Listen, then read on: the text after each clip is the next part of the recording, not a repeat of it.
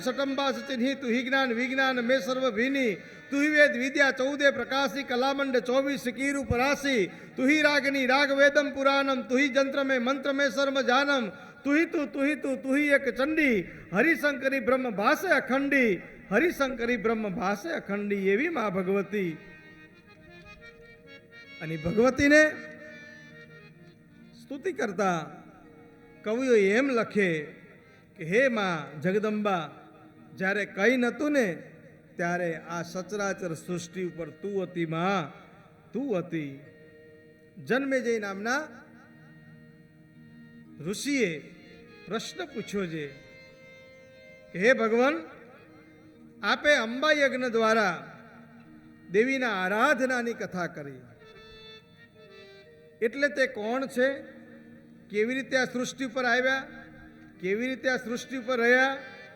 બ્રહ્માંડ આ સાથે સાથે મને આખા બ્રહ્માંડની ઉત્પત્તિની કથા કહો. શ્રીમદ દેવી ભાગવતમાં આ બ્રહ્માંડની જે ઉત્પત્તિ થઈ એની પણ કથા છે. 18 પુરાણોમાંનું એક અદ્ભુત પુરાણ એટલે આ દેવી ભાગવત. 18,000 શ્લોકોમાં સવિસ્તાર વ્યાસજીએ જેનું વર્ણન કર્યું છે એવું આ દેવી ભાગવત. એમાં બ્રહ્માંડની ઉત્પત્તિ છે. આ બ્રહ્માંડ એટલે શું, બ્રહ્માંડની કલ્પના કોણે કરી, બ્રહ્માંડ કેવી રીતે ઉત્પન્ન થયું, બ્રહ્માંડ ક્યાં ચાલે છે, આ તમામ પ્રકારની સવિસ્તાર જો કોઈ માહિતી હોય તો આપણા દેવી મહાભાગવતમાં છે. હે ભૂદેવ, બ્રહ્મા વિષ્ણુ અને મહેશ આ તો સગુણ દેવતા છે. બ્રહ્મા એટલે આપણે ગુરુને પણ બ્રહ્મા કીધા છો. ગુરુર બ્રહ્મા ગુરુર વિષ્ણુ ગુરુર દેવો મહેશ્વર ગુરુર સાક્ષાત પરબ્રહ્મ તસ્મે શ્રી ગુરુવે નમઃ. એ ગુરુદેવ તમે બ્રહ્મા સ્વરૂપ છો. બ્રહ્મા એટલે તમે મારા મનની અંદર જે બ્રહ્મ છે એ બ્રહ્મને દૂર કરવા વાળા છો, એટલે તમે બ્રહ્મા છો. આપણે ગુરુને પણ બ્રહ્મા કીધું છે ને. આપણે જ્યાં જઈએ, આપણે વાળીના જઈએ, આપણે તરફ જઈએ, આપણે જ્યાં આપણા ગુરુદ્વારે જઈએ ત્યાં આપણે એમ કહેતા હોય કે હે ગુરુદેવ તમે બ્રહ્મા છો, કારણ કે તમે મારા બ્રહ્મનું સમાધાન કરો છો. એ ગુરુર બ્રહ્મા ગુરુર વિષ્ણુ. ગુરુની જગ્યાએ આપણે જઈએ એટલે આપણને અન્ન ધન મળે, આપણને તનને આરામ મળે, પાલન ને પોષણ થાય, અને જ્યાં આપણા અવગુણોનો નાશ થાય એટલે કે રુદ્ર બની અને ગુરુ મારા તમારા અવગુણોને મિટાવે છે, તિમિરને મિટાવે છે. એટલે કીધું ગુરુર બ્રહ્મા ગુરુર વિષ્ણુ ગુરુર દેવો મહેશ્વર ગુરુર સાક્ષાત પરબ્રહ્મ તસ્મે શ્રી ગુરુવે નમઃ. વ્યાસજી બોલ્યા કે હે રાજન, તમારી બુદ્ધિ બહુ વિશાળ છે. હમણાં તમે બ્રહ્માંડની ઉત્પત્તિ કેવી રીતે થઈ એ તો અઘરા વિષય મને પૂછ્યો છે, પણ વાત એટલી જ જણાવવાની કે મુનિવર નારદજી જ્યારે ગંગા કિનારે બિરાજમાન હતા ત્યારે વેદોના સર્વોત્ત જ્ઞાતા એ મુનિના મને દર્શન થયા. ખબર અંતર પૂછ્યા અને નારદજીને પૂછ્યું કે મુનિ તમે બુદ્ધિમાન છો, આ વિશાળ બ્રહ્માંડના મુખ્ય કર્તા કોણ છે એ જણાવવાની મારા ઉપર કૃપા કરો. ત્યારે નારદજીએ આ સંપૂર્ણ મનોરથ પૂર્ણ કરવાવાળી આદિમાયા મહાશક્તિ પરાવળમાં અને કાર્ય સંપાદન કરવાવાળી આ પ્રકૃતિની વાત જણાવતા આ નારદજીએ મને એમ કીધું કે કલ્યાણમય નિર્ગુણ અને સ્ત્રી ગૃહો એવી વૈષ્ણવી સાંભવી બ્રાહ્મી વાસવી અને વારાહી નારસિંહી એવી અદ્ભુત મહાલક્ષ્મી નામથી વિખ્યાત એવી આ વેદ દ્વારા પ્રગટ થયેલી એમાં ભગવતીના સ્વરૂપનો એક ભાગ છે. વ્યાસજી બોલ્યા કે તમે જે આ વાત મને જણાવી એ વાતો મેં નારદજીને પૂછી હતી. નારદજી એ વખતે કીધું કે વ્યાસજી પ્રાચીન સમયની વાત છે કે આ શંકા મારા મનમાં પણ ઉદ્ભવી હતી અને શંકા ઉત્પન્ન થવી જ જોઈએ.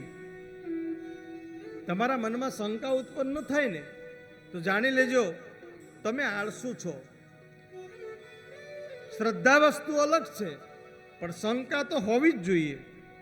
જે શંકા અર્જુનને થઈ હતી મહાભારતના યુદ્ધમાં, જે શંકા કર્ણને થઈ હતી, જે શંકા કુંતાજીને થઈ હતી, જે શંકા દ્રૌપદીજીને થઈ હતી, ભક્તિનો એક મારક છે સાહેબ. અને એ શંકા મારા મનમાં જ્યારે થઈ ત્યારે આ સ્થાવર જંગમમાં જેટલા પણ પ્રાણી છે એ તમામની ઉત્પત્તિ મારા કમળમાંથી ઉત્પત્તિ થઈ. અને કમળ પર બેસી અને વિચારવા લાગ્યો કે આ આઘા જળમાં હું કેવી રીતે ઉત્પન્ન થયો. વિચાર તો કરો. ભગવાનને પણ આવું થયું. ભગવાને પણ એવું વિચાર્યું કે હું ક્યાંથી ઉત્પન્ન થયો. ત્યારે પાણીમાં ઉતરી હજારો વર્ષ સુધી મેં તપશ્ચર્યા કરી, સંશોધન કર્યું, પૃથ્વીનું અન્વેષણ કર્યું, પણ ત્યાંય મને આનો લાગ ન મળ્યો. ત્યારે આકાશવાણી થઈ કે તમે તપ કરો, તપ કરો, તપ કરો અને પછી સૃષ્ટિ કરો. એ આકાશવાણીના માર્ગદર્શન અનુસાર મેં 1000 વર્ષ સુધી પાણીમાં રહી અને ત્યાં તપ કર્યું. એ સમયે મધુ અને કૈટભ નામના જે દૈત્યો મારી સામે આવ્યા હતા અને એ દૈત્યોનો મેં વધ કર્યો હતો. અને ત્યારે ભગવતી યોગ નિંદ્રાનું મને સ્મરણ થયું. મેં એનું સ્મરણ કર્યું અને સ્મરણ સાથે 5000 વર્ષ સુધી મેં આ મધુ કૈટભ સામે યુદ્ધ કરી અને એનો નાશ કર્યો હતો. ભગવાન વિષ્ણુએ ખોળામાં સુવાડી અને એના પ્રાણ રહિત કરી દીધા હતા. આવી શ્રીમદ દેવી ભાગવતની આ કથાના રસ પ્રવાહ વચ્ચે આ તમામ પ્રકારના સૃષ્ટિના નિર્માણના, પાલન પોષણના અને એના વિનાશના કારણો આગળ ને આગળ ને આગળ ને આગળ વધતા જ રહે છે. આ સૃષ્ટિનો ક્યારેય અંત નથી. એટલે હે નારદજી, અમે તો માં ભગવતીના લીલા સ્વરૂપ ચરિત્રનું જ્ઞાન કરતા કરતા કરતા કરતા આ યોગ વિદ્યાને આગળ વધારીએ છીએ. આ સંસારની લીલાને આગળ વધારીએ છીએ. પણ જે પરમ તત્વ છે એ તો એક જ છે. જો તે પ્રલંબા જગદંબા આદયંબા ઈશ્વરી વદનમ જળંબા ચંદબંબા તેજ તંબા તું ખરી હોતે યથાકમ વીર હાકમ બજય ડાકમ બમણી જગમાય પરચા દીઠ જાહર અને રાસ આવડ રમણી. આ સમગ્ર સૃષ્ટિનો જે રાસમાળા જે રમાય છે, જે રાસ રમાય છે, એ રાસમાળાની વચ્ચે જે આ તમામ સૃષ્ટિનો બ્રહ્માંડનો ગરબો જે માથે ઝીલી અને આ સૃષ્ટિનું ચક્રરથ ફેરવ્યા કરે છે, એવી મા જગદંબા જ્યોત સ્વરૂપા છે. એટલે એને જોધમાં પણ કહે છે, એને જ્યોતમાં પણ કહે છે. જ્યોતે પ્રલંબા. પ્રલંબા એટલે અનેક પ્રલયો જેનામાં નિર્માણ પામે છે, એ પ્રલંબા. એક પ્રલય તો હજુ ઉત્પન્ન થાય, એનો નાશ થાય ત્યાં બીજા પ્રલય ઉત્પન્ન થાય. અનેક એવા વમળો, જેમ દરિયા કિનારે તમે બેસો અને જેમ વમળો આવતા જાય, એ વમળોનો પાર આવે? એ વમળોનો પાર ના આવે. એમ આ સૃષ્ટિના જે વમળો છે એ વમળોનો પાર નથી આવતો. અને એટલે આપણા લોકભજનોમાં, લોકગીતોમાં આપણા મા ભગવતીના સ્વરૂપોમાં પણ કીધું છે કે ધન્ય માં તું જોગણી, ધન્ય માં ભવાની, તું જોગણી ધન્ય માં ભવાની, ધન્ય માં તું જોગણી ધન્ય માં ભવાની. હે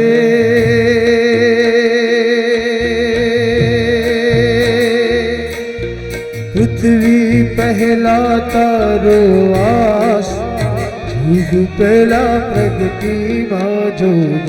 હે પૃથ્વી પહેલા માનો વાસ, યુગ પહેલા પ્રગતિ માં જોગ. હે માત જોગણી ધન્ય માં ભવાની. અરે ધન્ય માં તું જોગણી ધન્ય માં ભવાની.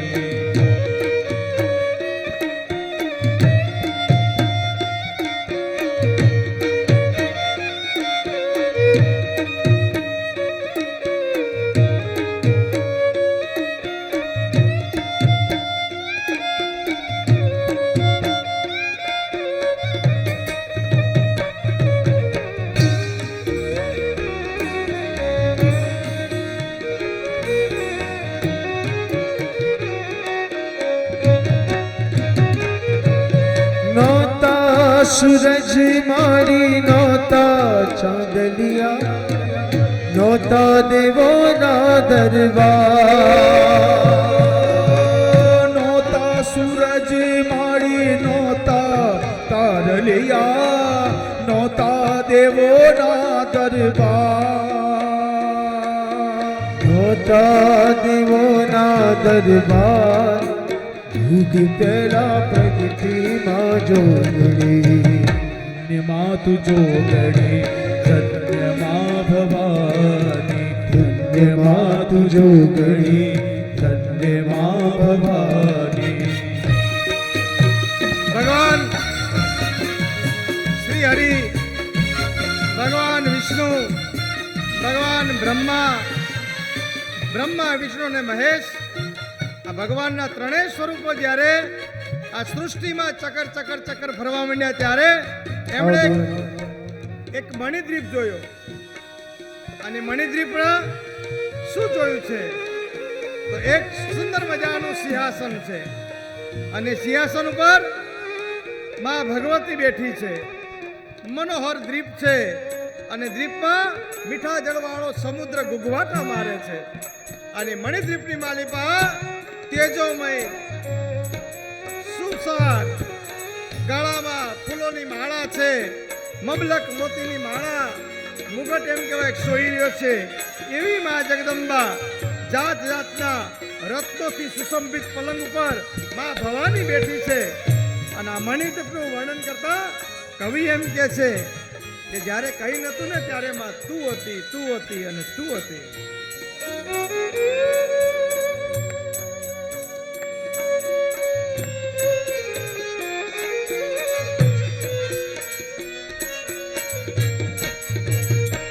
હો પાંચ તત્વોનું માએ પૂતળું બનાવ્યું એમાં પૂર્યા છે માએ પ્રાણ પાંચ તત્વનું માએ પૂતળું બનાવ્યું એમાં પૂર્યા છે માએ પ્રાણ હો એમાં પૂર્યા છે માએ પ્રાણ યુગ પેલા પ્રગતિમાં જોગ હો એમાં પૂર્યા છે માએ પ્રાણ યુગ પેલા પ્રગતિમાં જોગ હે ધન્યમાં તું જોગણી ધન્યમાં ભવાની અરે ધન્યમાં તું જોગણી ધન્યમાં ભવાની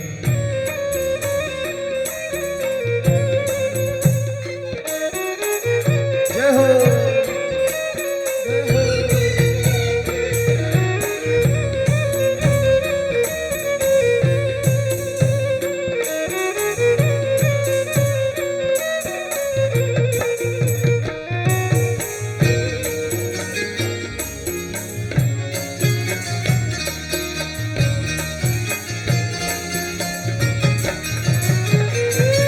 પાતાળ જઈને માએ પિંડ રોપ્યું એના પડ્યા છે બે ભાગ હે પાતાળે જઈને માએ પિંડ રૂપિયા એના પાડ્યા છે બે ભાગ હો એના પડ્યા છે બે ભાગ યુગ પેલા પ્રગતિમાં જોગણી ઓ એના પાડ્યા છે બે ભાગ યુગ પેલા પ્રગતિમાં જોગણી ધન્યમાં તું જોગણી ધન્યમાં ભવાની ધન્યમાં તું જોગણી ધન્યમાં ભવાની ધન્યમાં તું જોગણી ધન્યમાં ભવાની કેવી માં ભગવતી, જેના નખમાં જ તમામ બ્રહ્માંડ, બ્રહ્મા, વિષ્ણુ, રુદ્ર, વાયુ, મહેશ, યજ્ઞ, યમરાજ, સૂર્ય, ચંદ્ર, કુબેર, વરુણ, ત્વષ્ટા, ઇન્દ્ર, પર્વત, સમુદ્ર, નદીઓ, ચિત્રાંગદ, નારદ, હાહા, તુંબુર, અશ્વિની કુમાર, વસુગણ, સિદ્ધ, સાધુ, અને 84 લાખ યોનિના જીવો તો ખાલી એના નખમાં જ હતા.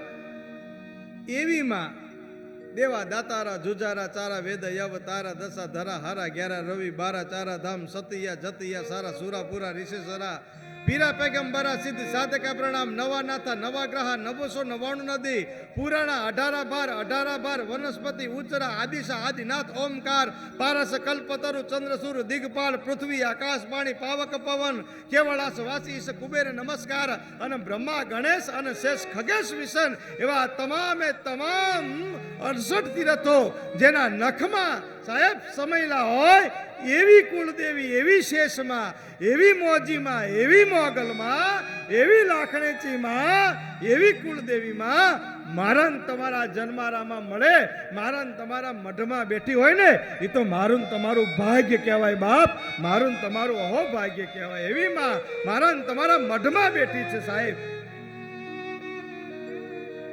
એક નાળિયેરના સ્વરૂપે એક ચુંદડીના સ્વરૂપે એક ત્રિશૂળના સ્વરૂપે અરે એક નાળિયેરની શેષમાં પણ માં જો રાજી થઈ જતી હોય તો આનાથી વધુ સારો કળયુગ કયો આનાથી વધુ સારો યુગ કયો. એક પાશેર લાપસી કરો માને જવારો અને માં રાજી થઈ જાય સાહેબ તો મારા ને તમારા અહોભાગ્ય કેટલા આપણે કેટલા પુણ્યશાળી છીએ. આ દેવી ભાગવત એમ કે છે હું નથી કહેતો આ દેવી ભાગવત એવું કે છે. સુખદેવજી વ્યાસજી એવું કે છે કે બ્રહ્માને હજારો વર્ષ સુધી તપ કર્યું તો એ માં ન મળી. વિષ્ણુએ પણ હજારો વર્ષ સુધી તપ કર્યું તો એ માં જગદંબાના દર્શન ન થયા. ભગવાન શંકરે હજારો વર્ષ સુધી તપ કર્યું તોય ભગવતીના દર્શન ન થયા. બ્રહ્મા વિષ્ણુ અને મહેશ આ દેવતાઓને હજારો વર્ષ સુધી તપ કરવા છતાં જે જગદંબાના સ્વરૂપનું દર્શન નથી થતું એવી જગદંબાનું દર્શન મને તમને એક એક ક્ષણે થાય છે સાહેબ. આથી આપણે કેટલા ભાગશાળી આપણે કેટલા ભાગશાળી. બોલો અને પ્રગટ થાય આવો અને આવે માહો આવે હે મોગલ આવે હે નવરાત રમવા કેવા કેવા વિશે કેવા કેવા વિશે હે મોગલ આવે નવરાત રમવા કેવા કેવા વિષયમાં કેવા કેવા વિષય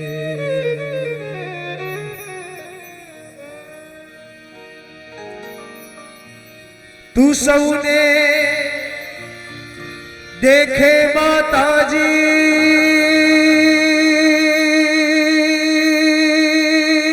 ઓ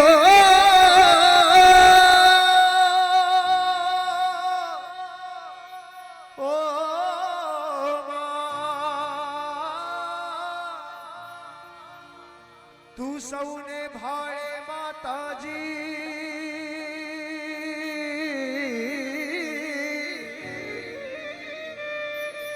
તું સૌને ભાળે માતા પણ તુજને કોઈ ન ભાળે મોગલ આવે આવે આવે નવરાત રમવા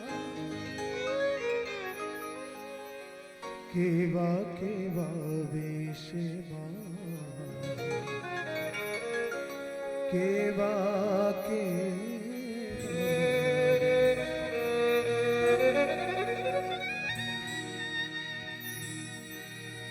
ઝળહળ ઝળહળ ઝાલર હે મા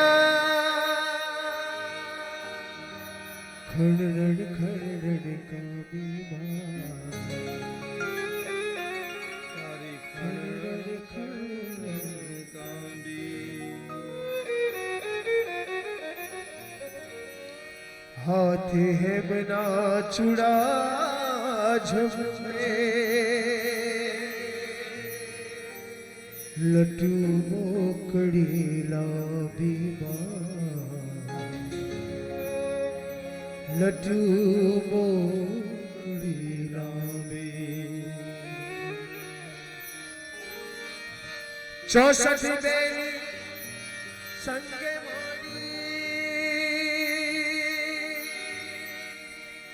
તાળી રે તીને માને મોગલે આવે હે નવરાત રગવા કેવા કેવા વેશમાં કેવા કેવા વેશમાં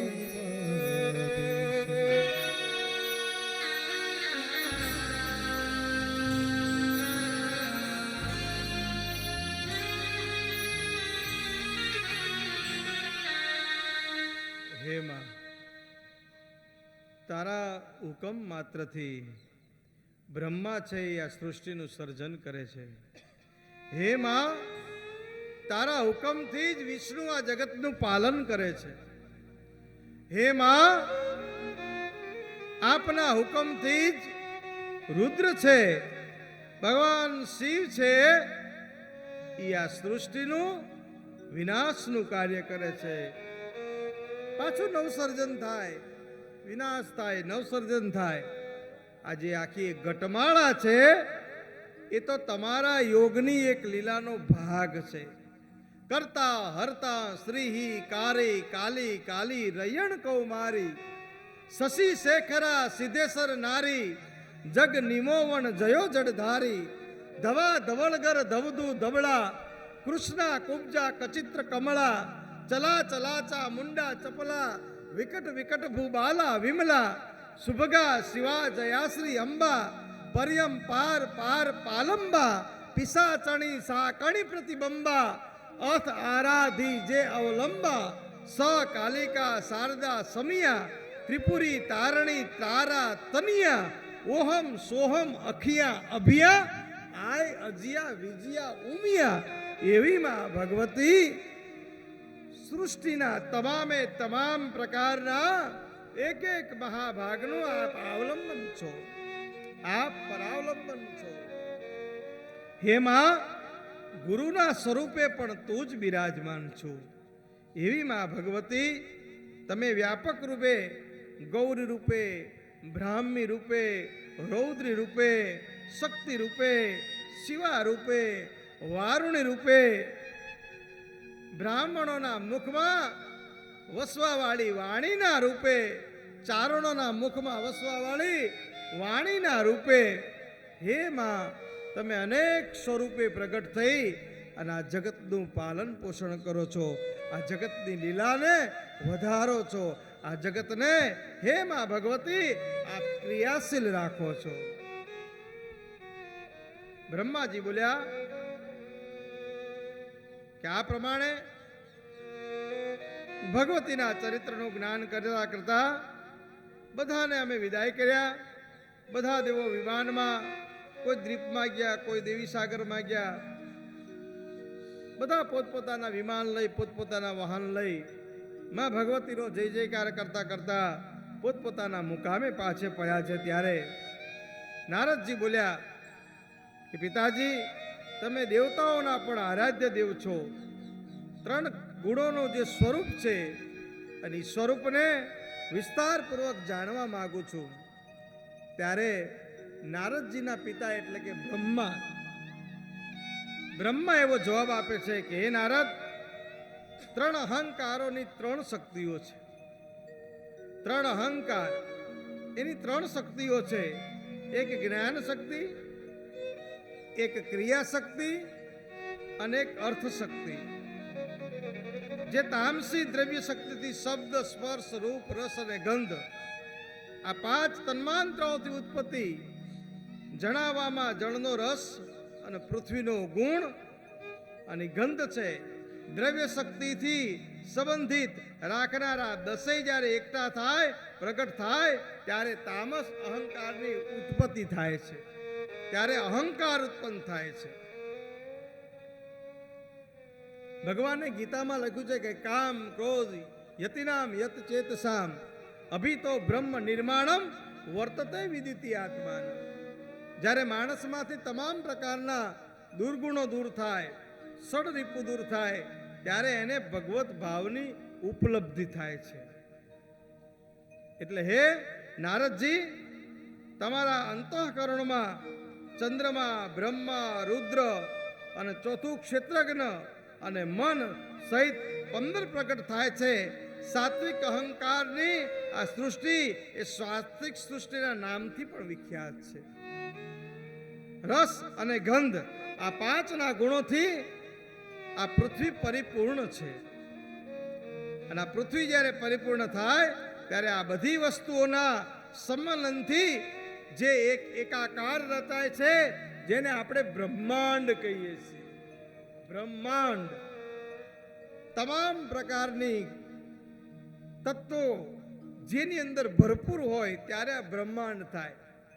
જળ પણ એટલું હોવું જોઈએ, વાયુ પણ એટલો હોવો જોઈએ, પૃથ્વી તત્વ પણ એટલું હોવું જોઈએ, તેજ પણ એટલું હોવું જોઈએ, જેનાથી આ બ્રહ્માંડ રચાય છે.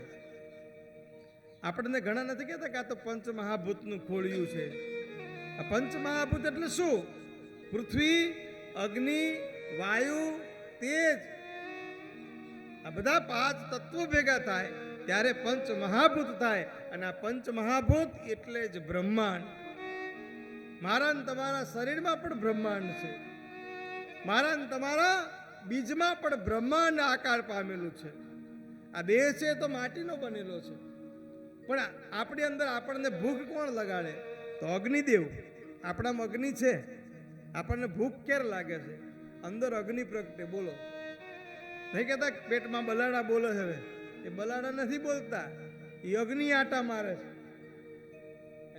એ બલાડા નથી બોલતા.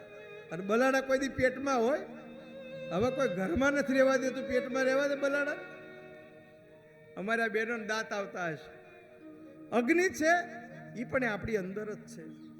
પાણીનો ભાગ છે એ પણ આપણી અંદર છે. ઘણી વખત ડોક્ટર છે ને, સર્જન કરે ને, ડોક્ટર ઓપરેશન કરે ને, પછી નથી કહેતા ફલાણા ભાઈના પેટમાંથી બહુ જ પાણી કાઢ્યું. તો પાણી ક્યાં હમાઈ રહ્યું હતું? એ પાણી કઈ જગ્યાએ એકઠું થઈને પડી રહ્યું હતું? પાણી પણ આપણા શરીરનો ભાગ છે. અગ્નિ પણ આપણા શરીરનો ભાગ છે. વાયુ તો હોય જ. આ કરતર થાય આપણને, એનું કારણ શું? વાયુ આપણી નસમાં ફરે છે. એટલે આ તમે ધૂન ગાવ ને ત્યારે તાળી પાડવી. તાળી પાડવાથી શું થાય? આ બધા વાયુ છે ને, આ 39 પોઈન્ટ આવે. સાંભળજો, શાંતાબેન, કાંતાબેન, રમીલાબેન, સુશીલાબેન, સાંભળજો. હા, આ શરીરમાં જે પોઈન્ટ હોય ને, આપણે પોઈન્ટ હોય 39 પોઈન્ટ. આ 39 પોઈન્ટ દબાય ને એટલે તમામ પ્રકારના વાયુથી આપણું શરીર મુક્ત થાય. એટલે હરિનામમાં તાળી પાડવી. એક વખત તાળી પાડો બધા. પેલા રામદેવ બાબા તાળી પડાવે છે, જોયું છે ને તમે? યોગના ને એના પ્રયોગો કરાવે છે, એમાં તાળી પડાવે છે. પણ આપણે સરસ મજાની તાળી પાડી અને સરસ મજાનું એક ગઈએ કે ગુરુજીના નામની હો માળા છે ડોકમાં.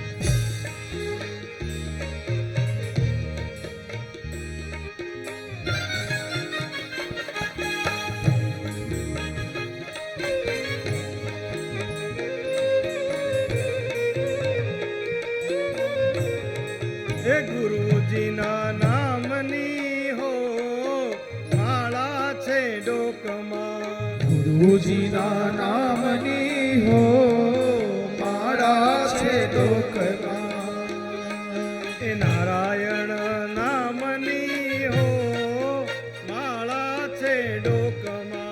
નારાયણના નામની હો માળા છે ડોકમાં માળા છે ડોકમાં, માળા છે ડોકમાં, માળા છે ડોકમાં માળા છે ડોકમાં માળા છે ડોકમાં, માળા છે ડોકમાં.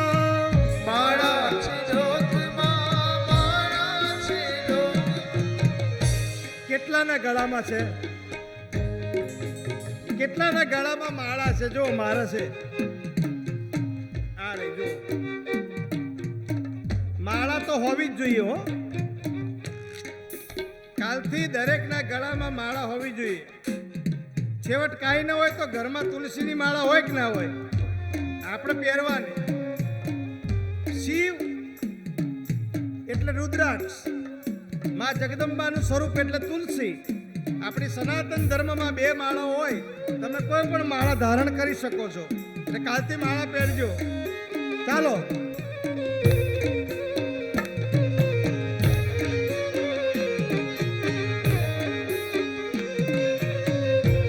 પણ માળા પહેર્યા પછી કેટલું પાલન શું કરવાનું?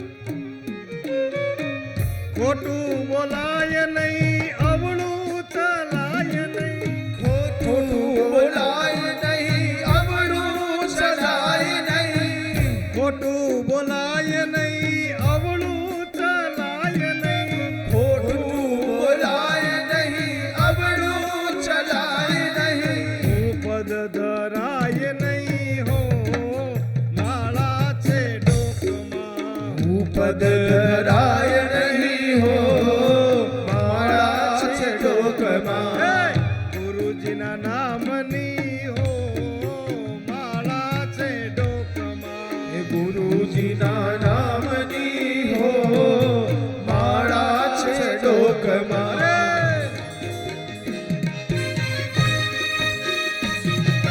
જય હો જય હો જય હો.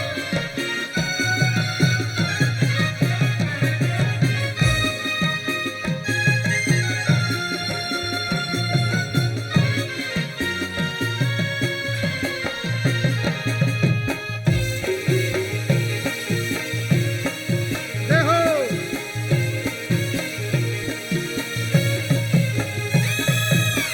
ધન સંગ્રાય નહીં, કોઈનું લેવાય નહીં. ધન સંગ્રાય નહીં કોઈનું લેવાય નહીં આપણે બીજા કોઈનું જૂટવી લેવામાં બહુ માનતા આવીએ. એક જગ્યાએ સત્યનારાયણની કથા ચાલતી હતી. ચાલુ રાખવાનું. સત્યનારાયણની કથા ચાલતી હતી. એમાં પેલો પ્રસાદ વેચતો હતો ભાઈ. એમાં એક ભાઈ પ્રસાદ લેવા માટે આમ હાથ કર્યો. પેલા એ પ્રસાદ આપ્યો. પ્રસાદ સત્યનારાયણનો તો કેટલો સરસ હોય પ્રસાદ.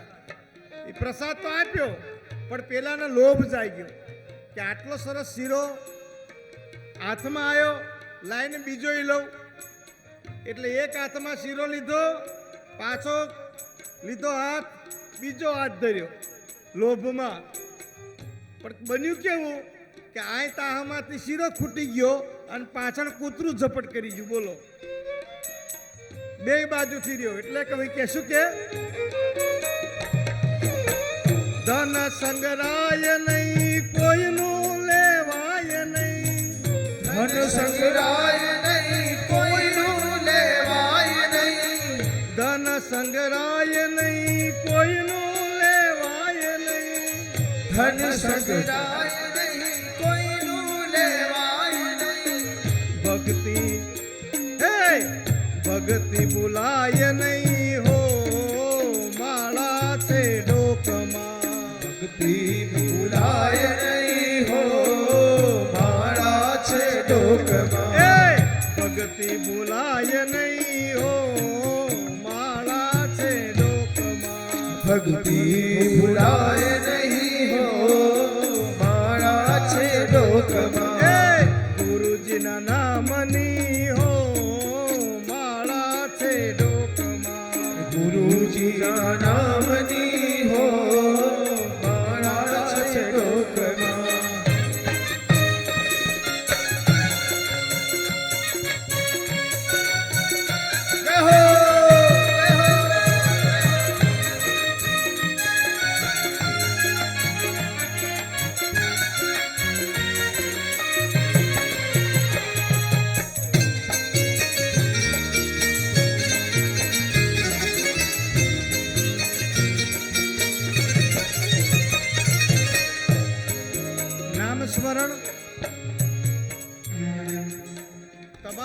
સ્મરણ કેવું હોવું જોઈએ? ગુરુ એટલે કોણ? ગુરુ એટલે કોણ? મને એક પ્રશ્નનો બધા જવાબ આપો. બે પગે ચાલે એ ગુરુ, બે આંખે જોવે એ ગુરુ, મને ને તમને જે જીવનનો રસ્તો બતાવે એ ગુરુ. કોણ ગુરુ? જીવનમાં ગુરુ કેવા હોવા જોઈએ અને ગુરુ કોને કરાય? દેવી ભાગવતમાં એનું વિસ્તારપૂર્વક વર્ણન કર્યું છે. આ દેવી ભાગવત એમ કે છે કે મોટામાં મોટા ગુરુ હોય, મોટામાં મોટા દેવ હોય તો એ આપણી માં છે સાહેબ. માંથી મોટું આ જગતમાં કોઈ ગુરુ નથી. અને માને જેણે ગુરુ બનાયા એને સાહેબ સૃષ્ટિમાં તમામ પામી લીધું સાહેબ. બાકી તો બધા ગુરુ મળે. ગુરુ દત્તાત્રેયને તો 24 ગુરુ હતા. બોલો, કૂતરાને પણ એમણે ગુરુ માન્યા હતા. કૂતરા પાસેથી એક ગુણ લીધો. કયો લીધો? શ્વાન નિંદ્રા. નિંદ્રા પણ શ્વાન જેવી હોવી જોઈએ. એ ગુણ કૂતરા પાસેથી લીધો અને કૂતરાને પણ પોતાના ગુરુ બનાવ્યા. ડગલે ડગલે ચાલતા ચાલતા જ્યાં તમને સાચું મળે ને એને તમે ગુરુ બનાવો. ગુરુ 3 પ્રકારના હોય. એક ગુરુ હોય ને પથરા જેવા હોય, પોતે તો ડૂબે બીજાને ડૂબાડે. એક ગુરુ કેવા હોય? પથરા જેવા, જેણે ખાલી ટીલા ટપકા કર્યા હોય, જેણે ખાલી આડંબર કર્યા હોય, જેણે ખાલી ભભકા કર્યા હોય, પણ જેની પાસે આત્મજ્ઞાન ન હોય, બાહ્યાત્મક બધું હોય, એની પાસે ક્રિયાત્મક બધું હોય પણ આચરણ કશું ના હોય. એક ગુરુ હોય પથરા જેવા, બીજા ગુરુ હોય પાંદડા જેવા, જે પોતે તરે પણ બીજાને તારી ન શકે. પોતે તો તરે, પાંદડું છે ને એ પાણીમાં તરી જાય પણ પાંદડાના આશરે બીજું કોઈ તરે નહીં. એક ગુરુ છે એ પથરા જેવા છે, બીજા ગુરુ છે એ પાંદડા જેવા છે, પોતે તરે બીજાને તારી ન શકે. અને ત્રીજા ગુરુ છે ને એ લાકડા જેવા છે. કેવા છે? લાકડા જેવા. લાકડું પોતે તો તરે પણ બીજાને તારે ને. એટલે સાહેબ ગુરુ છે ને એ તો કાષ્ટ જેવા હોવા જોઈએ, લાકડા જેવા હોવા જોઈએ. અને એટલે અમારો કવિ કહે છે, શું કહે છે? કહેજી અમે નિસરણી એ બનીને આ દુનિયામાં ઊભા રે, ચડનારા કોઈ નો મળ્યા રે જી. સમગ્ર સંસારમાં ગુરુ પદ એ તો અદ્ભુત છે. અને સાહેબ લખી રાખજો, આ દુનિયા છે એ દોરંગી છે. આ દુનિયા છે એ દોરંગી છે. ભારતનો રાષ્ટ્રધ્વજ છે એ ત્રિરંગી છે. ભારતની સેના છે એ ચતુરંગી છે. પાટણનું પટોળું પચરંગી છે. ઋતુ બધી 6 રંગી છે. મેઘ ધનુષ્ય સપ્તરંગી છે. પ્રાર્થના પૂજા અષ્ટપ્રકારી કહેવાય, અષ્ટરંગી છે. માતાજીની ચુંદડી 9 રંગી છે. દુશ્મન છે એ 10 રંગી છે. પણ મારી તમારી કુળદેવી તો 1 રંગી છે સાહેબ. 1 રંગી છે, 1 રંગી હો, 1 રંગી સાહેબ. એનો કોઈ દી રંગ ના બદલાય સાહેબ. એના કોઈ દી પરચા મારે તમારે પામવાના હોય જ નહીં. ઘરમાંથી તમે ડગલું માંડો ને તમારી ભેળી થઈ જાય ને એનું નામ કુળદેવી સાહેબ. તમે ઘરમાંથી ડગલું બહાર નીકળો અને તમારી ભેળી થાય એનું નામ કુળદેવી સાહેબ. કુળનો ઉદ્ધાર તો કરે જ. કુળનો ઉદ્ધાર કરે હો, તમારો ઉદ્ધાર કરે એવું નહીં. જે તમારા કુળનો ઉદ્ધાર કરે એનું નામ કુળદેવી. કુળદેવીનો દીવો છે ને પાણીયારે કરવો જોઈએ. આપણા આદિકાળમાં તો મંદિરો નહોતા, તેથી આવા ભવ્ય ઇમારતો નહોતી. તેથી આપણા વડવાઓ પાણીયારે જે માટલું ભરીને મૂકતા એની બાજુમાં દીવો કરતા અને પછી કહેતા કે હે માં કુળદેવી, તું મારા ઘરને અપરંપાર ભરેલું રાખજે, ધન ધ્યાનથી ભરેલું રાખજે. અને જળ તત્વમાં જ આપણે માના દર્શન કર્યા છે સાહેબ. જળ એ જ જીવન છે. એટલે કવિ એમ કે છે કે આ જગતમાં સમગ્ર જળમય છે સાહેબ. અગ્નિથી તો સૃષ્ટિનો વિનાશ થાય છે, સૃષ્ટિનો આરંભ પણ થાય છે, પણ જળ તત્વની અંદર સમગ્ર બ્રહ્માંડનું એક્યપણું જળવાયેલું રહે છે, એનું બીજ જળવાયેલું રહે છે. એટલે તો આ ફ્રીજની શોધ થઈ.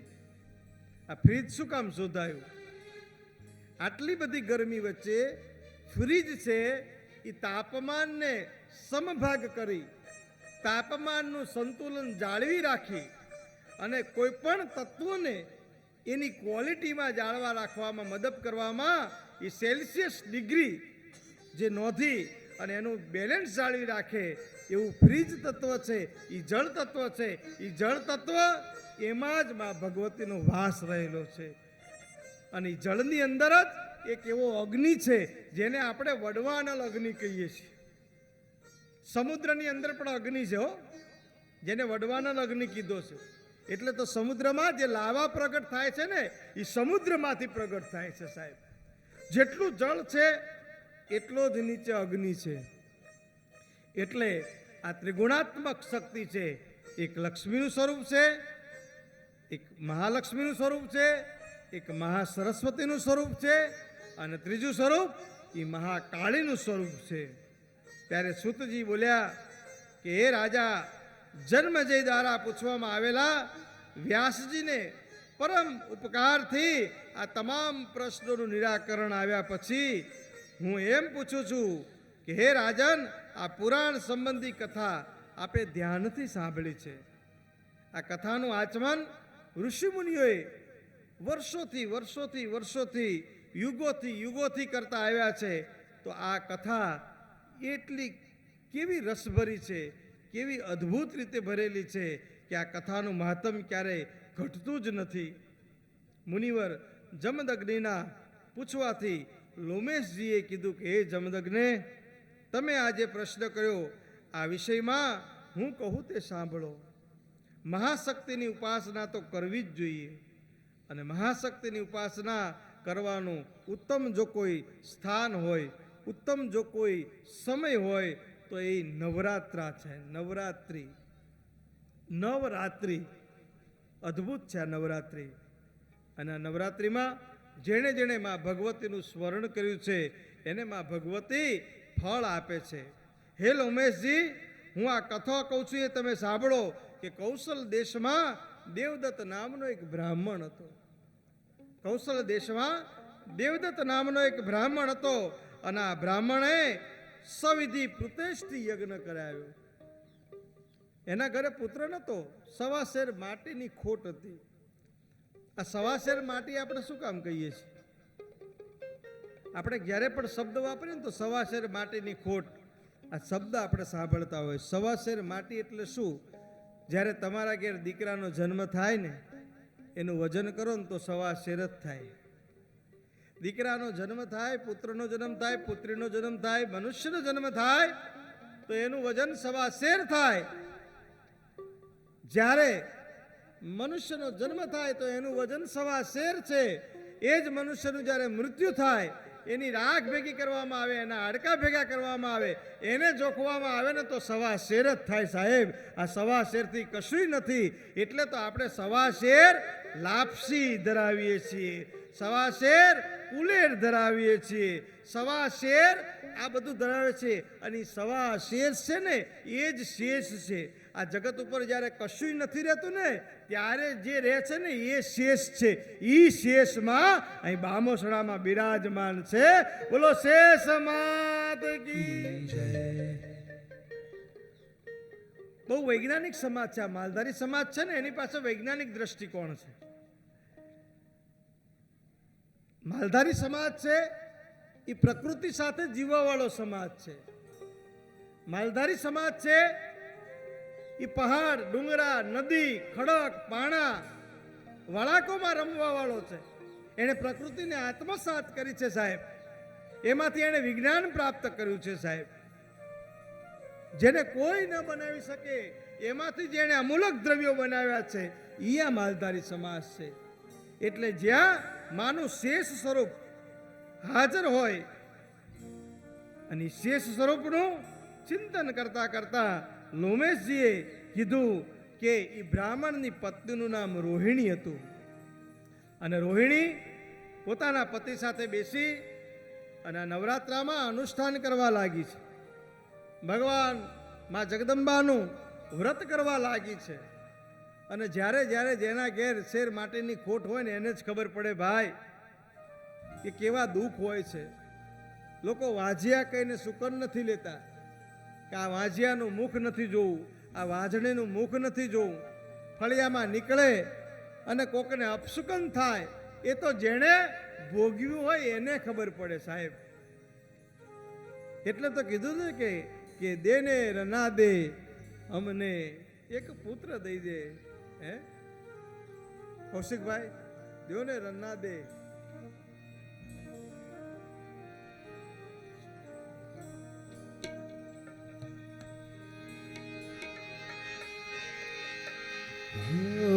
ચકરડી ભમરડી માર ઘેર જાજી રે ભવાની ભમરડી માર ઘેર જાજી રે ભવાની હો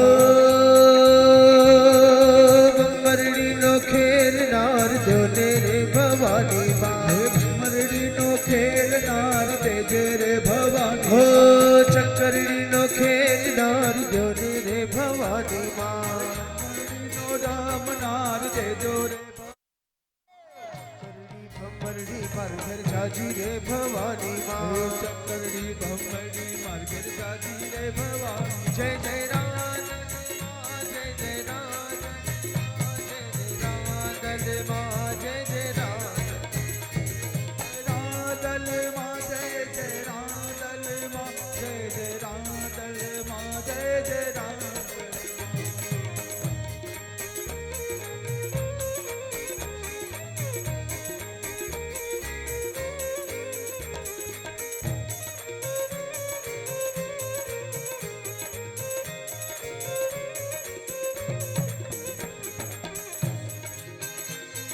સાવરે સોનાના બાજોઠ ઢળાવું માં સાવરે સોનાના રૂડા પાજોટ ઢળાવું માં હે સોનાના તારા બાજોઠ ઢળાવું માં અરે સાવરે સોનાના તારા બાજોટ હે ઢળાવું. આંગણામાં રમનાર દેજો રે ભવાની માં હે આંગણામાં રમનાર દેજો રે ભવાની માં હે ભમરડી નો ખેલનાર દેજો રે ભવાની હે માં ભમરડી નો ખેલનાર દેજો રે ભવાની હે કરડી ભમરડી માર ઘેર જાજી રે ભવાની હે માં ચકરડી ભમરડી માર ઘેર જાજી રે ભવાની માર ઘેર માં જાજી રે ભવાની હે માર ઘેર જાજી રે ભવાની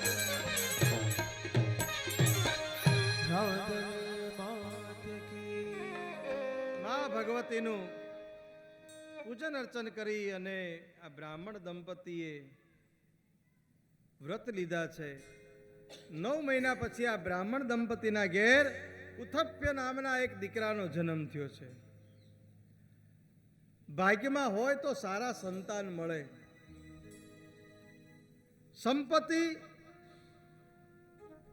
સાંભળજો, જીવનમાં બંનેની જરૂર છે હો, સંસ્કાર અને સંપત્તિ. અમારા ભીખુદાન ગઢવી બહુ સરસ કહે કે જીવનમાં સંપત્તિ અને સંસ્કાર બંનેની જરૂર છે, પણ યાદ એટલું રાખજો કે સંપત્તિ તો તમને મળે મળે અને મળે. ક્યારે સંસ્કાર હોય તો સંપત્તિ આવે આવે ને આવે, વહેલી મોડી આવે. તમારા ઘરમાં સંસ્કાર હશે તો સંપત્તિ આવશે આવશે ને આવશે. પણ નકરી સંપત્તિ હશે ને તો સંસ્કાર ના પણ આવે. રાવણના મહેલમાં આયા સંસ્કાર, દુર્યોધનના મહેલમાં આયા, કંસના મહેલમાં સંસ્કાર આયા ના આયા. પણ સબરીની ઝૂંપડીમાં સંસ્કાર હતા ને એટલે ભગવાન રામ આવ્યા આવ્યા ને આવ્યા સાહેબ. ખાલી કઈ નતું, ખાલી બોરા જ હતા સાહેબ. નાભીથી જો નિહરે અને તારી ધણી ન સુણે ધા, કા તો તારી અરજીમાં ઉણપ અને કા કળિયુગનો વાયો વા. અને રામ રટતા ઉમર ગઈ, જબર ભરોસો ન જાય. રામ રટતા ઉમર ગઈ, જબ્બર ભરોસો ન જાય. આ તો પ્રેમ સદાના પારકે, આ તો પેલો ખાવિંદ બોરા ખાય, આ તો ખાવિંદ બોરા ખાય સાહેબ. ખુદાને જ્યાં બોરા ખાવા આવવું પડે એવી સબરીની ભક્તિ, એ સંસ્કાર. આ નેહડામાં આવી દેવી ભાગવતની કથા બેહે એ સાહેબ સંસ્કારનું પરિણામ છે. આ કળોતરા સમાજના, આ બામોસણા ગામના સંસ્કારનું આ તપ છે સાહેબ, પુણ્ય બળ છે. આ સંસ્કારનું પરિણામ છે કે બામસોડા ગામના આંગણે આવી દેવી ભાગવત જેવી કથા બેઠી છે સાહેબ. નકરી સંપત્તિથી નથી આવતો, કરોડો રૂપિયા છે સાહેબ, અબજોપતિ જોયા, એના ઘેર કોઈ દી દેવી ભાગવત જોઈ? લાખોપતિઓ, કરોડોપતિઓ હે જગતમાં કેવા થઈ ગયા, સુરનર મુનિવર થી માંડી અને અનેક શ્રેષ્ઠીઓ થયા જેના ઘેર ભજન નથી થતું સાહેબ. એટલે હું કાયમ કહું કે સારા કામમાં રૂપિયા વાપરશો ને તો છોકરા હારા જન્મશે. બાકી બીપીએલ, બીપીએલમાં સમજ્યા? બીપીએલ એટલે શું? બાપના પૈસે લે એને બીપીએલ કહેવાય.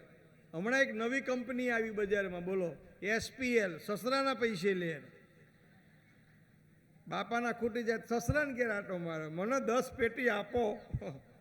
હવે તારે તો એક જ જરૂર છે, ડાબા હાથની.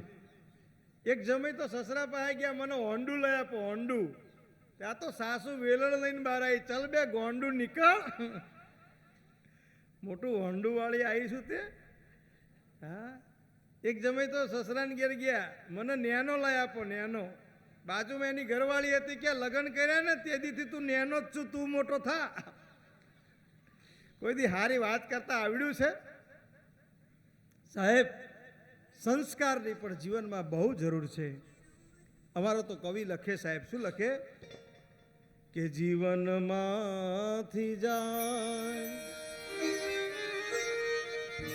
તો પછી જોયા જેવી થાય, આ સમજણ જીવનમાંથી જાય. જીવનમાંથી જા તો જોયા જેવી થાય, સમજણ જીવનમાંથી જાય, સમજણ જીવનમાંથી જાય.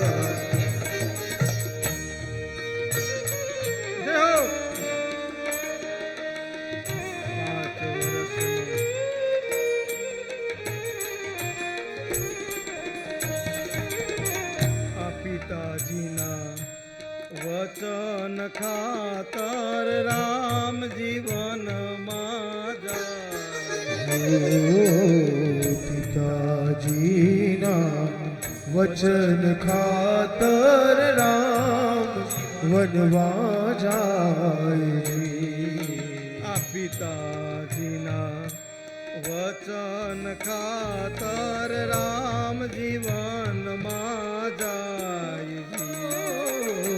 પિતાજીના વચન ખાતર રામ વનમાં જાય. આજનો રામલો વૃદ્ધાશ્રમમાં, આજનો રામલો વૃદ્ધાશ્રમ એના મા બાપને મેલવા જાય. સમજણ જીવનમાંથી જાય, જીવનમાંથી જાય તો ભાઈ જોયા જેવી થાય, સમજણ જીવનમાંથી જાય.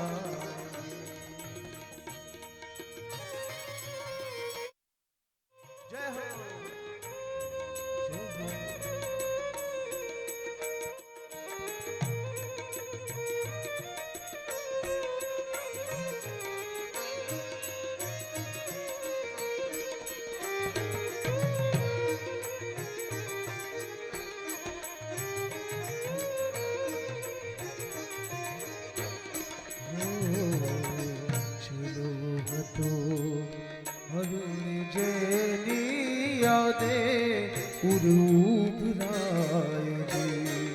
અરે ચેલો હતો પેલો આરુણ્ય, એની યાદે ઉર ઉભરાય.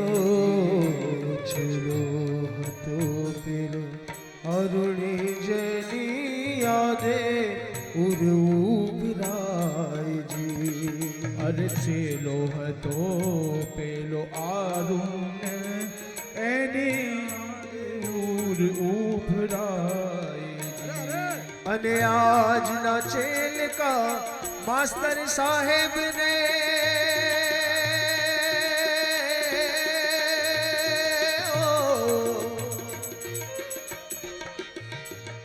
હે આજના ચેલા માસ્તર સાહેબ ને શિવાજી બીડીયું પાય સમજણ જીવનમાંથી જાય રે જીવનમાંથી જાય તો ભાઈ જોયા જેવી થાય સમજણ જીવનમાંથી જાય સમજણ જીવનમાંથી જાય સમજણ જીવનમાંથી જાય ઉથપ્ય નાપના દીકરાના જન્મ પછી આ બ્રાહ્મણ દંપતીએ ધીરે ધીરે ખબર પડવા માંડી કે આ દીકરો તો બહુ અજ્ઞાની છે, આ દીકરો ભણવામાં હોશિયાર નથી, આ દીકરો હાવ અજ્ઞાની છે, મૂંડ છે, એને કાંઈ આવડતું નથી. અને જંગલમાં જઈને પોતાના દીકરાને મૂકી આવે છે. એક શિકારી શિકાર કરવા આવે છે. દેવી ભાગવત એક એવો ગ્રંથ છે જેની અંદર તમામે તમામ પાસાઓનું વર્ણન કરવામાં આવ્યું છે, જેમાં શબ્દની શું તાકાત છે, શબ્દ શું કરી શકે એની વાત છે. એક શિકારી હરણને મારવા માટે આમ ધનુષ બાણ લઈ તૈયાર થાય છે, પણ જ ખેંચે છે, તીર છોડવા જાય છે અને બરોબર એ તીર છોડે છે એ જ વખતે એ હરણ ઉપર જ્યારે તીર છોડવા માટે તૈયાર થાય છે ત્યારે એ ઉથપ્પ નામનો દીકરો આ દ્રશ્ય જોઈ જાય છે અને એ નામનો એક અનુસ્વાર, એક ઉચ્ચાર કરે છે. એ આવો એક સ્વર. આ બાળકને ખબર નથી કે આ જે નાદ બોલે છે, જે અંતરમાંથી જે આ અવાજ ઉઠ્યો છે, આજે અંતરમાંથી જે આ શબ્દનું જે પ્રાગટ્ય થયું છે એ બીજ મંત્ર છે. અને આ બીજ મંત્રના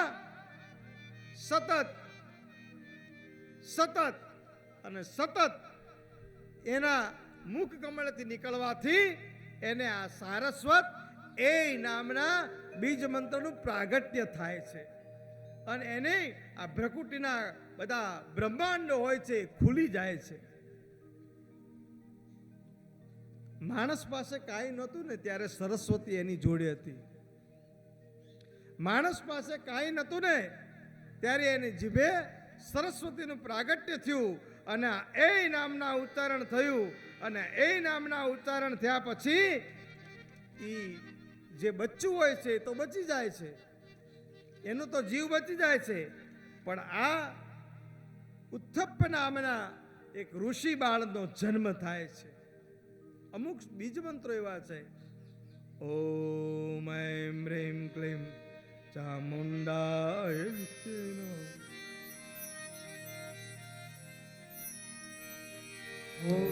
ઓમ એમ રીમ ક્લીમ ચામુંડાય રીચે રીમ ક્લીમ ચામુંડાય રીચે ઓમ એમ રીમ ક્લીમ તાળીઓ તારા રીચે ઓમ એમ રીમ ક્લીમ ચામુંડાય રીચે ઓમ એમ રીમ ક્લીમ ચામુંડાય રીચે ઓમ એમ રીમ ક્લીમ ચામુંડાય રીચે ઓમ એમ રીમ ક્લીમ ચામુંડાય રીચે ઓમ એમ રીમ ક્લીમ ચામુંડાય રીચે ઓમ એમ રીમ ક્લીમ ચામુંડાય રીચે ઓમ એમ રીમ ક્લીમ ચામુંડાય રીચે અરે ઓમ એમ રીમ ક્લીમ ચામુંડાય રીચે ઓમ એમ રીમ ક્લીમ ચામુંડાય રીચે ઓમ એમ રીમ ક્લીમ ચામુંડાય રીચે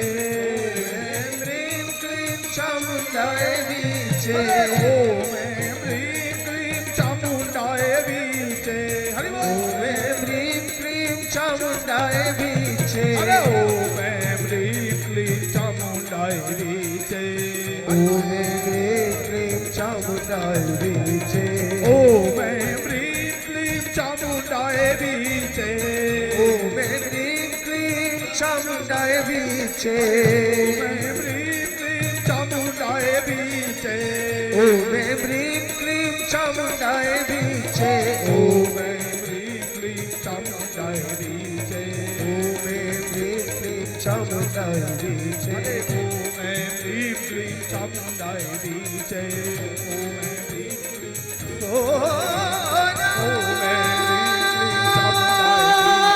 ઓમ એમ હ્રીમ ક્લીમ ચામુંડાય વીચે ઓમ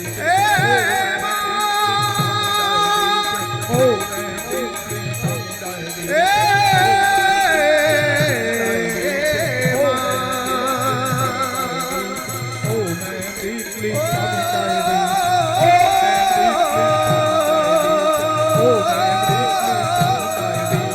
ઓમ એમ હ્રીમ ક્લીમ ચામુંડાય વીચે ઓમ એમ હ્રીમ ક્લીમ ચામુંડાય વીચે ઓમ એમ હ્રીમ આદિ શક્તિ અંબે માત કી વાઘબીજ મંત્ર, જેને વાઘબીજ મંત્ર કહેવામાં આવે છે, એ ભગવતીનો વાઘબીજ મંત્ર. આપણે કોઈ પણ શક્તિપીઠમાં જઈએ, આપણે ક્યાંય દૂર જવાની જરૂર નથી. આપણે અંબાજી જઈએ તો અંબાજીની અંદર આપણે જે દર્શન કરીએ છીએ ને એ મંત્ર છે. માતાજીનું સ્વરૂપ જે છે ને એ મંત્ર સ્વરૂપ છે. તમે ધ્યાનથી જોતો શ્રીયંત્ર છે, એટલે તો શ્રીયંત્રમાં ભગવતીના સ્વરૂપનું વર્ણન છે. અમુક જગ્યાએ તમે જાઓ ને ત્યાં તમને આવા બીજ મંત્રોની અંદર માના સ્વરૂપના દર્શન થાય.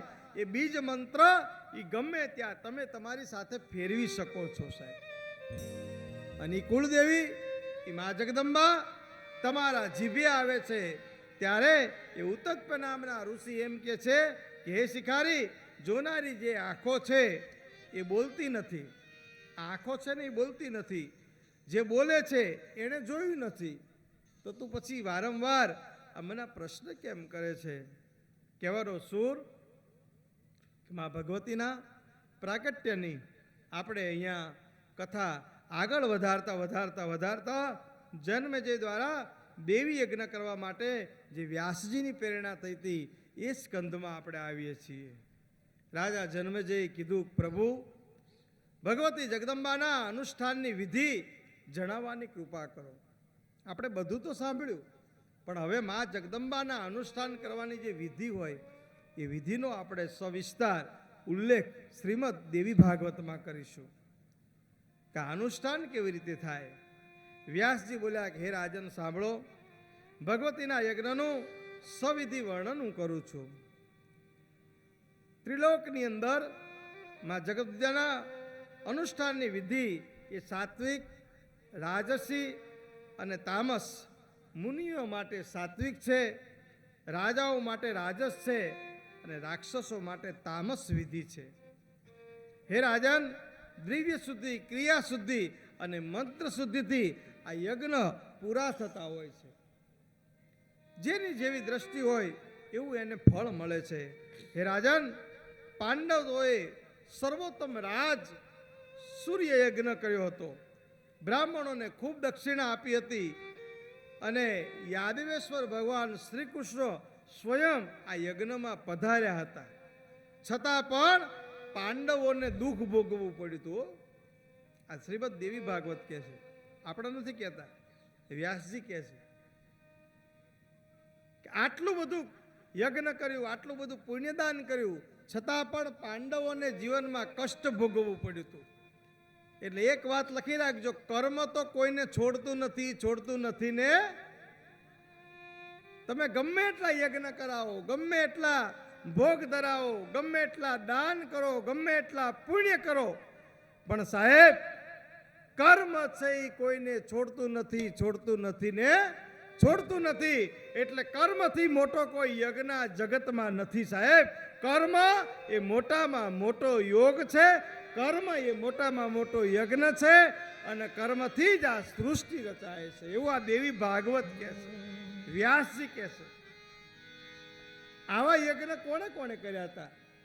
આવા જ યજ્ઞ અનેક દેવોએ કર્યા. ઇન્દ્રાદિક દેવોએ તો આવા યજ્ઞો કર્યા હતા, છતાં ચુંડ મુંડના સામે આ ઇન્દ્રનો પણ પરાજય થયો હતો, દેવોનો પણ પરાજય થયો હતો.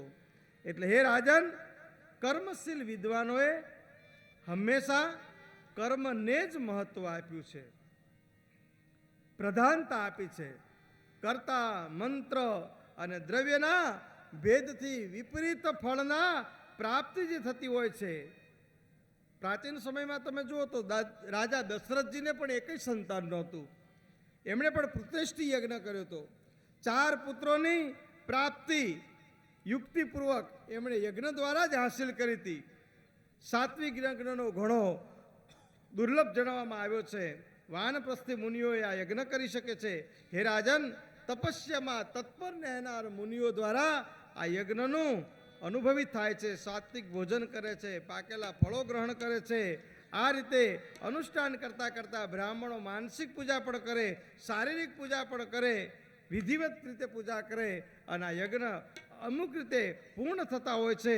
રાજન, અમુક પ્રકારના મોક્ષ છે ને એ આ યજ્ઞના આરંભથી માંડી અને અંત સુધી કરેલા કર્મોના ફળ સ્વરૂપે પ્રાપ્ત થતા હોય છે. એટલે હે રાજન, યજ્ઞ છે એ શ્રેષ્ઠ છે, પણ યજ્ઞ ઉપર નકરું અવલંબિત રહેવું, યજ્ઞ ઉપર જ આધાર રાખવો, એનો અમે પણ વિરોધ કરીએ છીએ. અમે પણ એને આના પક્ષમાં નથી. ત્યારે સૂતજી કહે છે કે રાજન, વિધિપૂર્વક યજ્ઞ કરવાથી આપણે હંમેશા ઈચ્છિત ફળ પ્રાપ્ત કરી શકીએ છીએ. રાજા જન્મેજયે કીધું કે ધીજવર, હવે તમે ભગવતીના મહિમાની વિસ્તારપૂર્વકની કથા કહો. હે વિપ્રવર, આ દેવીનો મહિમા મને સંભળાવી અને મારા ઉપર કૃપા કરો. વ્યાસજી બોલ્યા કે રાજન, દેવીનું ઉત્તમ ચરિત્ર હું આપને જણાવું છું. પ્રાચીન ઇતિહાસમાં કૌશલ દેશમાં એક સૂર્યવંશી નામના રાજા હતા અને આ રાજા પુષ્યના સુપુત્ર હતા અને મુહૂર્તમાં એમણે એક દીકરાને જન્મ આપ્યો છે. એનું નામ સુદર્શન છે અને એનું નામ ધ્રુવ સંધિ પણ છે. આ ધ્રુવ સંધિની ઉત્પત્તિની વાત આ દેવી ભાગવતમાં કરવામાં આવી છે. આ દેવી ભાગવત ગ્રંથ છે ને, એમાં પુત્ર કેવી રીતે પ્રાપ્ત થાય, સંપત્તિ કેવી રીતે પ્રાપ્ત થાય, સારું ફળ કેવી રીતે પ્રાપ્ત થાય, સારી તંદુરસ્તી કેવી રીતે પ્રાપ્ત થાય, જીવનમાં સારું સારું કેવી રીતે પ્રાપ્ત થાય, એના સવિસ્તારપૂર્વકના આની અંદર વર્ણનો કરવામાં આવેલા છે. એટલે દેવી ભાગવત છે ને એ મહાપુરાણ તો છે જ, પણ સાથે સાથે મારા ને તમારા જીવન જીવવાનો એક ઉત્તમ ભાગ પણ છે. તમારે જો સારું જીવન જીવવું હોય ને તો તમારા ઘરમાં દેવી ભાગવત વસાવજો. તમારી દીકરીને તો 100% દેવી ભાગવત વંચાવજો. તમારી દીકરીને રોજ 5 પાના વાંચવાની ટેવ પાડજો. કેટલા? 5 પાન વાંચી જવાના. આપણે દીકરી ભણતી હોય ને તો નાનપણથી દેવી ભાગવત આપણા ઘરમાં હોય તો રોજ કહેવાનું કે બેટા 5 પાન વાંચ. આ 5 પાન તમારી દીકરી જો વાંચશે ને તો સાહેબ, હું આ વ્યાસપીઠ ઉપરથી ખાતરીપૂર્વક કહું છું કે તમારા ઘેર માની લેજો કે માં કુળદેવી પ્રગટ થઈ ચૂકી છે, તમારા ઘેર માં જગદંબાનું પ્રાગટ્ય થઈ ચૂક્યું છે. એટલું આનું ફળ પ્રાપ્ત થશે. સારી સંપત્તિ, સારી સંતતિ, સારા સંસ્કાર ને અધિષ્ઠાતા હોય તો આ દેવી ભાગવત પુરાણ છે, શ્રીમદ દેવી ભાગવત છે. મહારાજ ધ્રુવ સંધિ એક વખત જંગલમાં શિકાર કરવા નીકળ્યા છે. શિકાર કરતા કરતા કરતા કરતા દૂર નીકળી જાય છે. રસ્તામાં ભાન રહેતું નથી. એક સિંહ હતો. એ સિંહે આ ધ્રુવ સંધિને પોતાના નોહર મારી એનું મૃત્યુ નિપજાવ્યું છે. લોકો ખબર પડે છે, યુદ્ધાજીત આવે છે અહીંયા આગળ એનો દીકરો. પહેલાના યુગમાં એવું હતું કે રાજાને પત્ની બહુ હોય, એક પત્ની હોય, બીજી પત્ની હોય, ત્રીજી પત્ની હોય. રાજાનું મૃત્યુ જ્યારે થાય ને ત્યારે જે પત્ની હોય ને દરેક પત્નીને જ બાળક હોય એટલે બધાને એમ થાય કે મારો દીકરો રાજગાદીએ બેહે, મારો દીકરો રાજગાદીએ બેહે, મારો દીકરો રાજગાદીએ બેસે. એટલે એ પોતપોતાના પિયરમાં સંદેશો મોકલે અને પછી રાજાઓ આવે અને રાજાઓ વચ્ચે ભીષણ યુદ્ધ થાય અને યુદ્ધમાં જેનો વિજય થાય એનો ભાણેજ ગાદી ઉપર બેસે સાહેબ. આવું જૂના કાળમાં બનતું. તેથી કાયદા નહોતા, તેથી તો મારે એની તલવાર હતી, ભોગવે એના રાજ હતા. ધ્રુવ સંધિના અવસાન થયા પછી રાણી હતી એ પોતાના દીકરાને લઈને નીકળી ગઈ છે. વ્યાસજી બોલ્યા એ વખતે બે રાણીઓના પિયર પક્ષના એક વીરસેન અને એક યુદ્ધાજીત, બંને પક્ષો વચ્ચે ભીષણ યુદ્ધ થયું. આ ભીષણ યુદ્ધના પરિણામ સ્વરૂપ એમ કહેવાય કે રાજા વીરસેનનું મૃત્યુ થાય છે. રાજા વીરસેનના મૃત્યુ પછી રણભૂમિમાં એના શરીરનો ત્યાગ થયા પછી મનોરમા એની પત્ની ગભરાઈ ગઈ છે અને મનોરમાએ જે લીલાવતી હોય છે, પોતાની શોખ હોય છે, એને એમ થાય છે કે આ મારી શોખ છે એ એના પુત્રને ગાદીએ બેસાડશે. એટલે પોતાના પુત્રને લઈ અને લપાતી છુપાતી આ રાણી નીકળી જાય છે. સગર નામના બાળકને લઈ અને આ રાણી નીકળતી નીકળતી જંગલમાંથી મધ્ય ભાગમાંથી પ્રસાર થાય છે. ત્યારે એ ભરદ્વાજ ઋષિના આશ્રમમાં આવે છે સાહેબ. અને ઋષિ મુનિ એને પોતે એમ કહેવાય કે આશરો આપે છે. જેને કોઈ આશરો ના આપે ને એને જગ્યા આશરો આપે. આ આશ્રમ બનાવવાનું કારણ શું? આ જગ્યા બનાવવાનું કારણ શું? આ તો હિન્દુસ્તાનની ધરતી છે. માં ભગવતી જાનકી ના પેટમાં જ્યારે બાળકો હતા અને ભગવાન રામે જ્યારે જાનકીજીનો ત્યાગ કર્યો ત્યારે લક્ષ્મણજી માં ભગવતી જાનકીને વનમાં મૂકવા જાય છે. વનમાં મૂકવા જાય છે ત્યારે લક્ષ્મણજીની આંખમાં આંસુડા હોય છે. જંગલના મધ્ય ભાગમાં જઈ રથ ઊભો રાખીને લક્ષ્મણજી એટલું કહે છે કે હે જાનકી, મારા મોટા ભાઈ ભગવાન શ્રી રામે આપનો ત્યાગ કર્યો છે અને હવે આપને જંગલમાં રહેવાનું છે. ત્યારે જાનકીજી કશું બોલતા નથી, પોતાના પતિના આદેશને માથે ચડાવ્યો છે. અને એ વખતે એ જંગલમાં મહર્ષિ વાલ્મીકી નો આશ્રમ હોય છે અને વાલ્મીકીના આશ્રમમાં જાનકીજીને રક્ષણ મળે છે. અને ત્યાં જ જાનકી લવ અને કુશ નામના દીકરાઓને જન્મ આપે છે. શાંતુ મુનિના આશ્રમમાં શકુંતલાને આશ્રય મળ્યો હતો.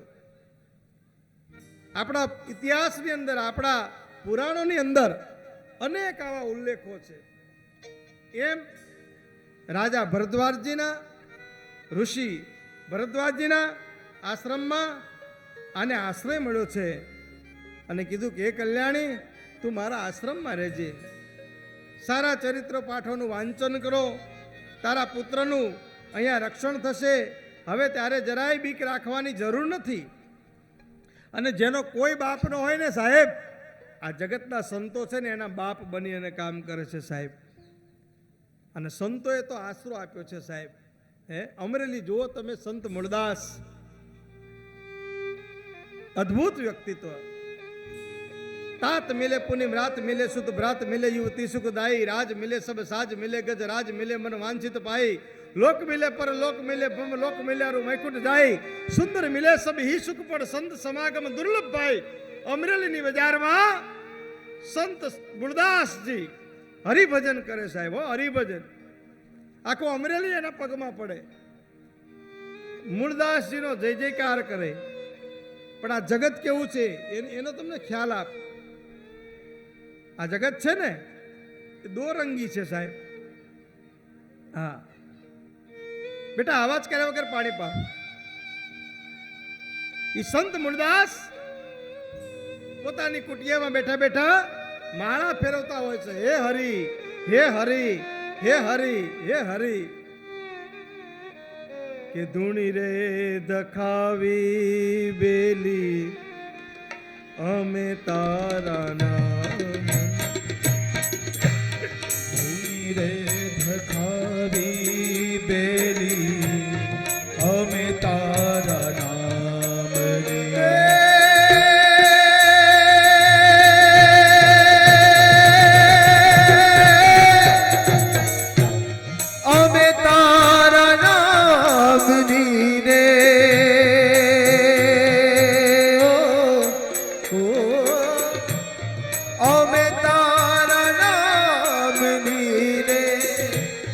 અલખના રે ધામની રે ધૂળી રે દખાવી બેરી હવે તારા નામ ઓજી ધૂણી રે ધખાવી બેરી અમે તારા નામની.